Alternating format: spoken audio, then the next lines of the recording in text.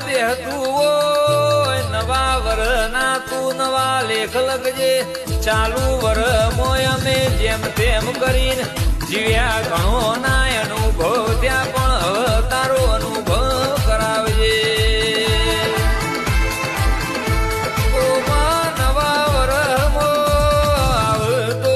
ખાલી હાથે તું આવતી નહીં નવી વાતો લેતી આવજે તેરા